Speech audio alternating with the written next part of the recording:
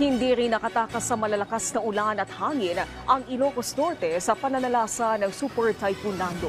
Sa Laoag City, ilang residente ang napilitang lumikas patungong evacuation centers. Si Rani Dorilag na Radyo Pilipinas Laoag sa sentro ng balita. Tanghali kahapon nang maramdaman ang malakas na bugso ng hangin at ulan na dulot ni Super Typhoon Nando dito sa Laoag City. Sa Barangay 29, ilang residente ang napilitang lumikas dahil sa baha sa Sitio Losong. Tiniyak naman ng barangay health workers na natutugunan ang pangangailangan ng mga lumikas na residente sa evacuation center.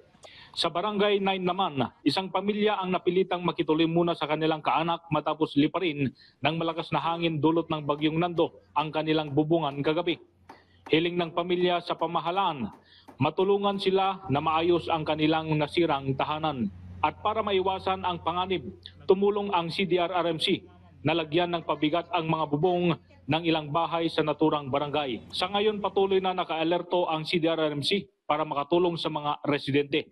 Nagsimula na rin ang clearing operation sa lungsod katuwang ang mga kinaukulang ahensya ng pamahalaan.